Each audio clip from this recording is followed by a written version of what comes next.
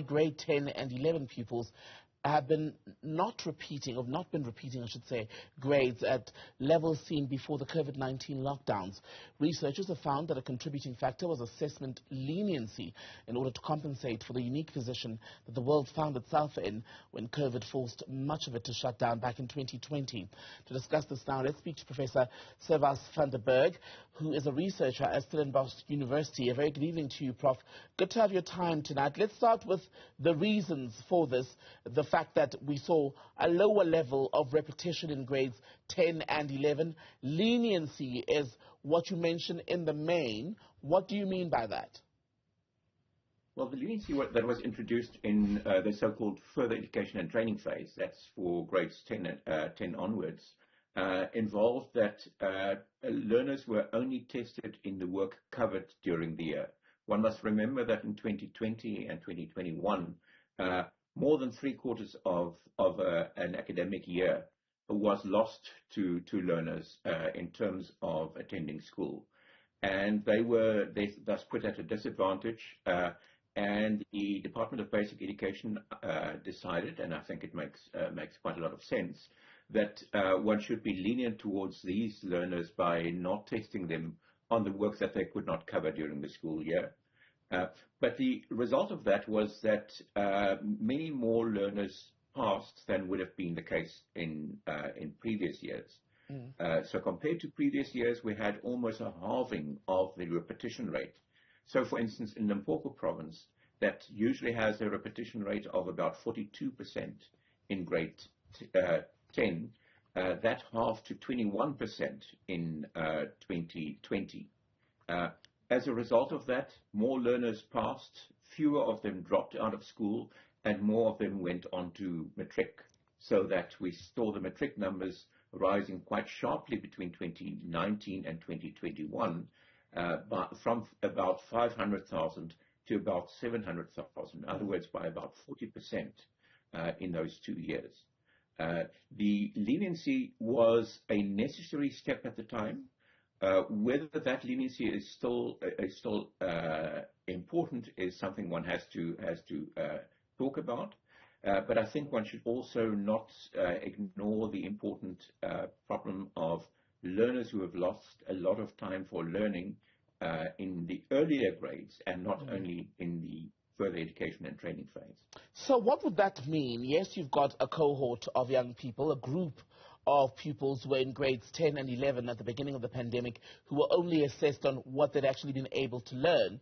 Does it necessarily mean that they were less educated than, say, groups from 2017, 18 and 19 prior to the pandemic? To some extent, yes, that would be the case, in the sense that some of the work they would probably never have covered or covered in the same depth than would have occurred in other years. Now, not all the work is equally important in the sense that all work builds on other work. So the question of, for instance,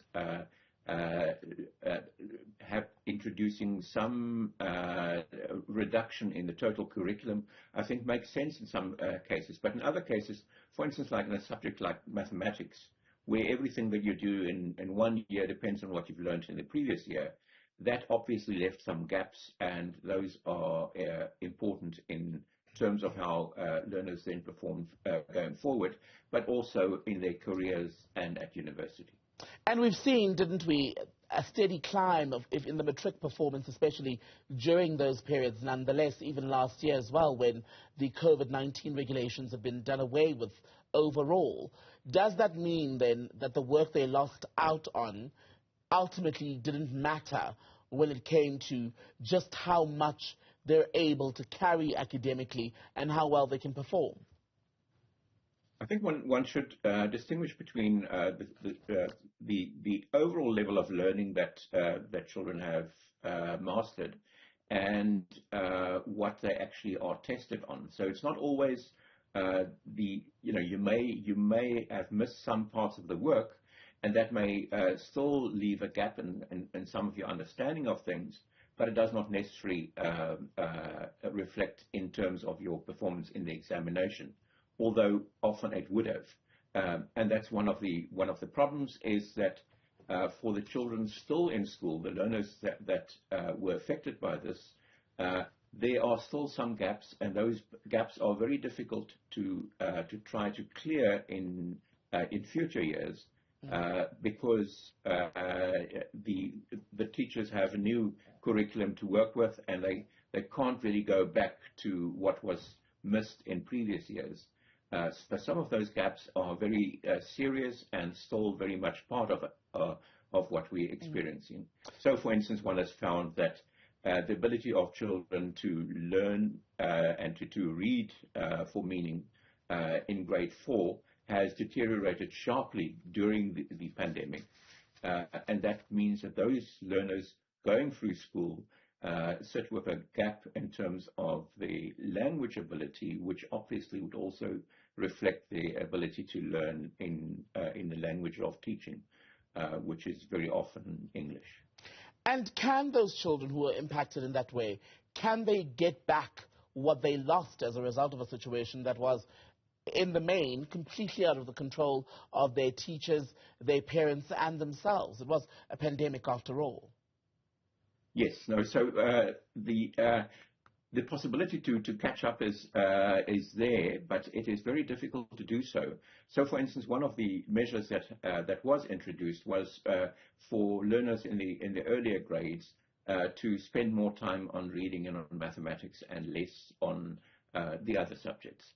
That can be done in the earlier grades where the same teacher teaches all the subjects. It's much more difficult when one gets to the later grades, because you can't easily add additional periods for, say, English first additional language and for mathematics, and therefore it's difficult to do that. In the Western Cape, there has been an attempt to deal with this systematically on a fairly large scale. One would hope that more of the other provinces would also start introducing that, because the damage that the pandemic has done to our academic performance at school has been major and is still with us in the school system and will remain there for almost a decade. Almost a decade. I wonder how intentional the basic education department has been, even in private schooling perhaps, how intentional the leadership there has been in trying to make sure that those gaps are being closed, even if it is in under 10 years, if that's even possible. Yes, I think that is an important question, and it's something which one would hope that the education authorities put more emphasis on, because it is clear also from internal testing, but also these international tests in which we've participated, that the learning losses have been quite large, and that they have knock-on effects throughout the child's school career. And, Prof, when research such as what you've done is compiled, we all sort of read it, everyone makes what they will of the findings, but do you find that we learn enough from it? By that I mean we're able to draw from it the most important aspects and then better the system, because ultimately the education system determines so much of what will become of this country, especially in future, and the young people who will emerge from the system. Yes, it's something which we feel very seriously about. But one has to accept also that there is not a direct input in the way one would like directly from research to policy. We have seen that policymakers have been open to some of these findings and have learned from it. But the policymaking process is in itself a very difficult one, and we're finding that not enough has been done regarding this particular aspect, which I think is such an important one for so many of the learners in our schools. Professor van der Berg, really good to speak to you.